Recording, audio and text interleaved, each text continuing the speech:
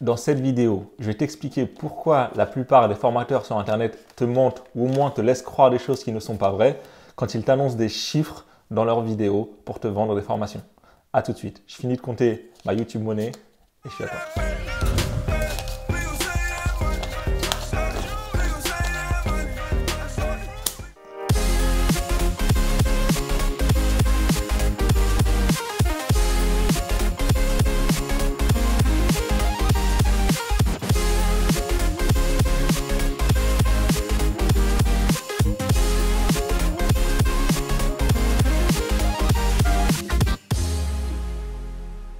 Salut, c'est Amine sur Otake, la chaîne qui va t'aider à gagner ta liberté en vendant ton savoir sur Internet. Alors juste avant de commencer, deux petits points.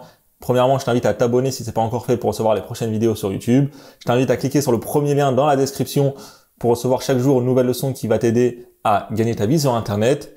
Et troisième petit point, cette introduction avec des billets, c'était juste pour faire un petit clin d'œil à tous ceux qui étalent leur argent, leur lifestyle, leur fortune sur Internet, alors qu'en réalité, c'est même pas une fortune qu'ils étalent, c'est des chiffres, tout le monde des chiffres pour t'impressionner, alors qu'en réalité là, ça t'impressionne peut-être parce que tu n'as jamais vu de billet de 200 € dans ta main, mais en réalité ça coûte moins cher que ce MacBook là, et pourtant tu étais plus impressionné par ça que par ça.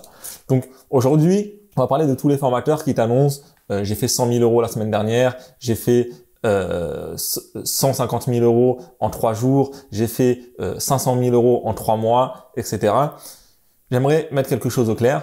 Le gros souci avec ces personnes-là, et je te dis pas qu'ils ne gagnent pas d'argent. Alors surtout dans cette vidéo, il n'y a aucune attaque personnelle. Là, je te parle de personnes en particulier. La plupart des personnes qui font ça, je les connais pas, je leur ai jamais parlé, donc il n'y a pas il n'y a pas de rancune personnelle. Et deux, ceux que je connais, ceux à qui j'ai parlé, en général, c'est des personnes sincères, des personnes honnêtes, même si ils ont des méthodes que moi je cautionne pas trop. C'est des personnes qui finalement gagnent très bien leur vie et ne te mentent pas finalement en montrant des chiffres, mais en fait, ils te laissent croire que c'est beaucoup plus beau que ce que c'est réellement. Pourquoi? Pour une simple raison, c'est que ils te parlent toujours de chiffre d'affaires et ils te parlent jamais de bénéfices réels. Ils te parlent toujours d'argent encaissé, de chiffre d'affaires, mais jamais de profit, de combien à la fin il leur reste à la fin au bout de la chaîne. Parce que tu vas voir, on va le voir aujourd'hui dans un petit calcul que je vais te montrer, un calcul très simple, que finalement, tu peux perdre beaucoup et tu peux faire 100 000 € de chiffre d'affaires sans forcément gagner très bien ta vie. Donc, ça c'était le premier point. Et le deuxième point, ce qui me gêne avec la plupart de ces personnes-là, c'est que on peut pas leur en vouloir, mais le souci c'est qu'elles vendent beaucoup plus d'argent. Elles vendent de l'argent plutôt que de te vendre des compétences. Plutôt que de te dire, je vais t'apprendre à gagner ta vie, je vais t'apprendre à devenir coach, je vais t'apprendre à monter une boutique en ligne, je vais t'apprendre à faire ceci ou à faire cela. Leur seul argument, c'est ça. C'est te dire, regarde mon oseille et je vais t'aider à faire autant. Et malheureusement, bien sûr, ça fait des vues et c'est pour ça que les gens le font, mais malheureusement, c'est pas les bonnes motivations, c'est pas les bonnes intentions qu'il y a derrière. Et après, ça marche, donc ils ont raison de le faire. Et moi aussi, parfois je le fais et parfois je me laisse tenter, mais en réalité, on devrait toujours revenir à l'essentiel, c'est-à-dire aux fondamentaux et aux compétences qu'il y a derrière. Donc là, on va passer sur mon écran en parallèle. Je vais te montrer quelque chose. Je vais te montrer en fait, pour comprendre combien il reste d'argent à la fin, je vais te montrer comment tu peux calculer rapidement combien d'argent il reste à la fin quand une personne t'annonce j'ai fait 100 000 € de chiffre d'affaires ou j'ai fait 500 000 € de chiffre d'affaires. Donc on va partir du principe, on va prendre un modèle simplifié vraiment d'impôt en France. On va partir sur une SAS ou une SASU. Il y a quelques petits critères. Aujourd'hui, c'est pas une démonstration exacte que je te fais, c'est pas les chiffres exacts à la virgule près, c'est juste pour que tu comprennes l'idée, pour que tu comprennes en gros combien t'encaisses et combien il te reste à la fin. Ok? On va partir du principe. Tu as une société en France. Parce que, il y a peut-être quelques personnes, quelques formateurs qui t'expliquent que eux, leur société, elle est en Estonie, elle est en Roumanie, elle est à Malte, elle est à Hong Kong, ils sont en Thaïlande, etc. Peut-être. Mais si tu regardes cette vidéo, il y a de très grandes chances que tu sois en France et que tu sois imposable en France. Donc, on va partir du principe que toi, tu restes en France, que tu n'as pas envie de déménager juste pour des raisons fiscales. D'ailleurs, c'est peut-être pas les meilleures raisons de déménager. On va partir du principe que tu es en France. Que tu es en SAS ou en SASU si tu es tout seul, parce que il y a quelques différences avec la SARL, mais en gros, La plupart du temps, les gens choisissent la SAS. Et moi, je vais t'expliquer par rapport à ce modèle-là. À partir du principe que tu n'as pas de salarié, que tu n'es pas une grosse structure, que tu travailles tout seul, on va dire, avec quelques freelances peut-être, mais que essentiellement tu travailles tout seul, tu n'as pas de salarié, tu n'as pas de grosses charges, que tu te rémunères en dividendes, c'est-à-dire que tu ne verses pas des salaires tous les mois, parce que sinon c'est pas les mêmes calculs, que tu te rémunères à la fin de l'année sur les bénéfices de ta société. Et on part aussi du principe que tu fais du gros chiffre d'affaires. Parce que y a des pourcentages qui varient au début, mais en fait, à partir du moment où tu commences à faire 100, 200, 300 000 euros à l'année, c'est un autre pourcentage. Donc, on va prendre le pourcentage sur les gros chiffres, parce que la plupart du temps, les gens t'annoncent des gros chiffres et t'annoncent pas les petits chiffres de j'ai fait 35 000 euros, etc. Ok, une fois que ça s'est posé, comment ça se passe? Ben, en fait, il y a ton chiffre d'affaires. Ton chiffre d'affaires, on va dire, c'est tout l'argent que tu encaisses. Donc, tu vois, imaginons 1, 2, 3, 4, 5, 6, 7, 8, 9, 10. Alors, pardon, je sais pas compter, voilà. Tu as tout l'argent que tu encaisses. Donc ça, c'est ton chiffre d'affaires. Maintenant, dès le début, à partir du moment où tu as encaissé de l'argent, il y a 20% qui va à l'État. Donc là, il y a 10 billets, tu en prends 2. C'est la TVA. C'est ce qu'on appelle la TVA. Donc ça, tu as vendu pour 1000 euros, il y a 20% qui va à l'État. En fait, c'est pas 20% de 1000 euros parce qu'en fait, c'est 20% de 860 euros qui deviennent 1000 euros. Mais c'est à peu près, voilà, 20%. Donc tu as la TVA. Et en fait, il y a beaucoup de gens qui vont te dire non, mais la TVA, tu la récupères. En fait, la TVA, tu la récupères pas toujours, surtout dans nos activités à nous. Pourquoi? Parce que la TVA, ça fonctionne comment? Ça fonctionne que tu achètes un truc à 1000 euros. Toi, par exemple, tu achètes un MacBook. Sur 2000 euros, tu as 400 euros de TVA. Bah, en fait, tu vas récupérer les 400 que tu vas pas devoir. Sauf que dans la plupart des activités qu'on fait en ligne, ce qu'on achète n'est pas soumis à la TVA. Pourquoi? Parce que si tu achètes en Chine, par exemple, sur du dropshipping, il n'y a pas de TVA.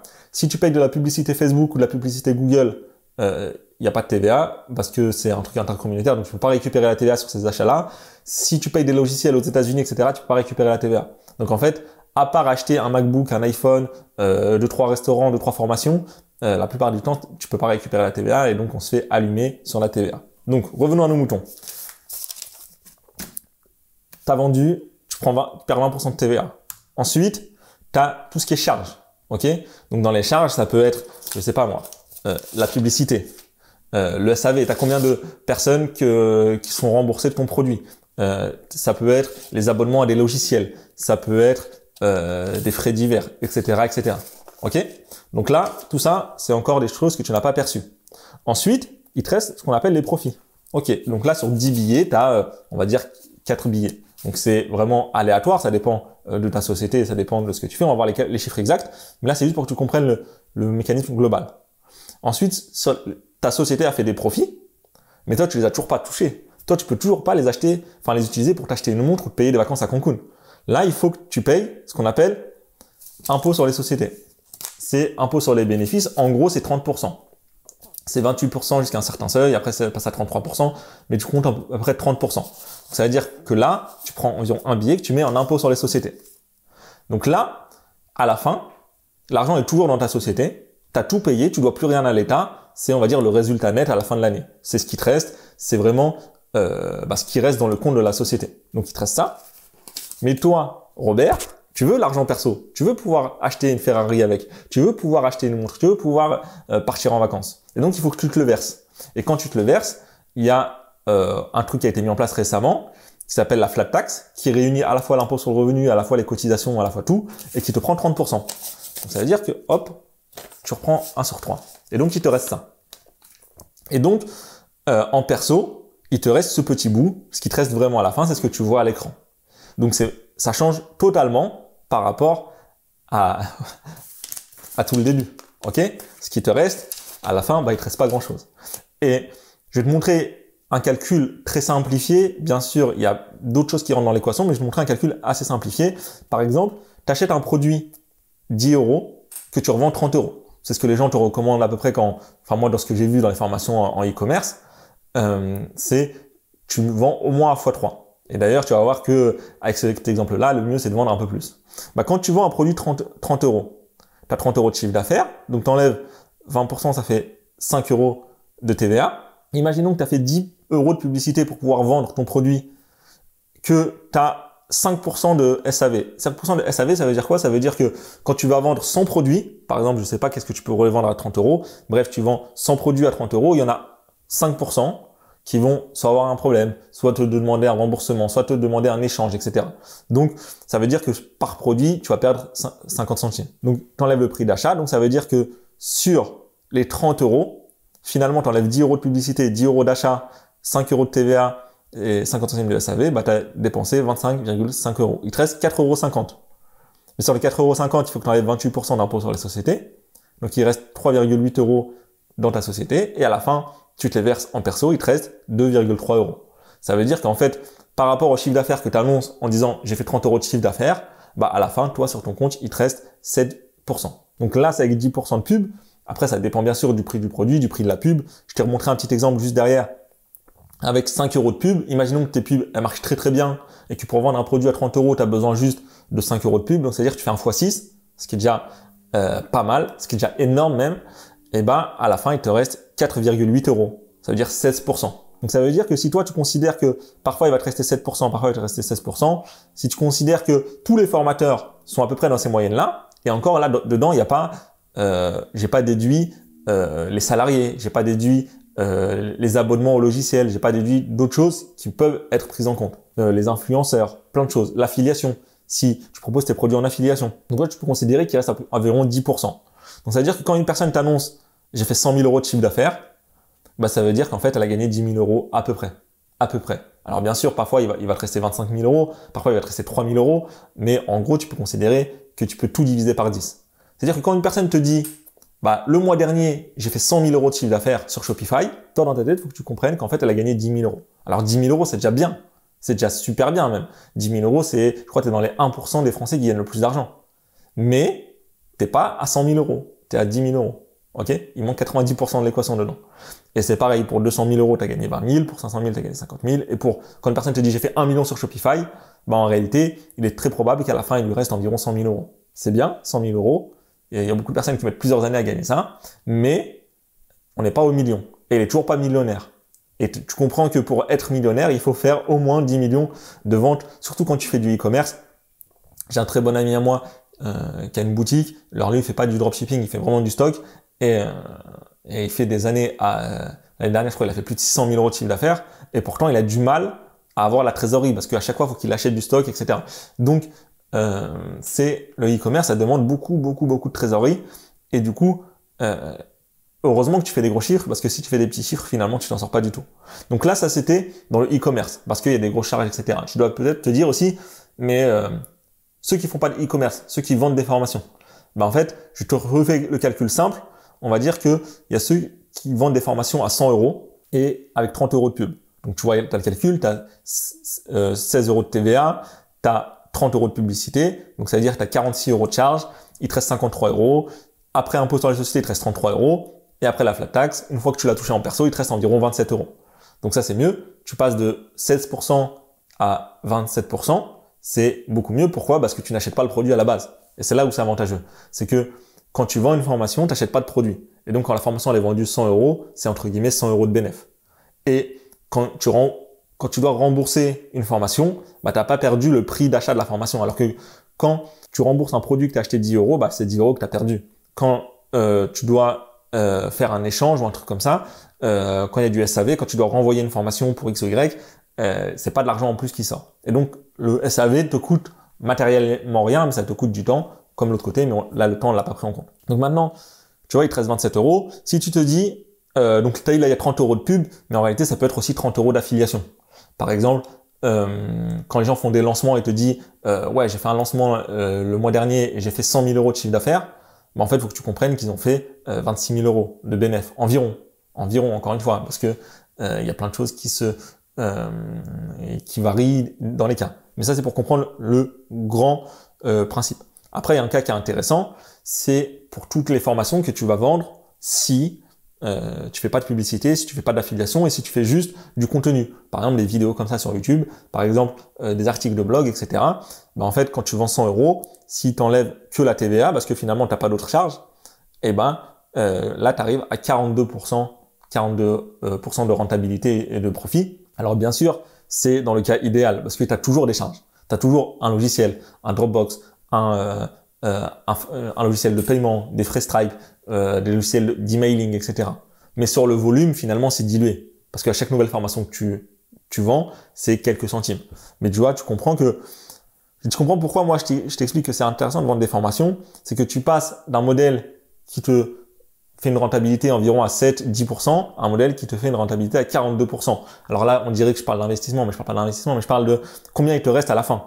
C'est-à-dire que si tu reprends 10 billets comme ça, sur les 10 billets, bah, il y a un modèle où il t'en reste un à la fin, donc c'est pas trop intéressant, et un modèle où il t'en reste 4. Donc c'est un peu plus intéressant.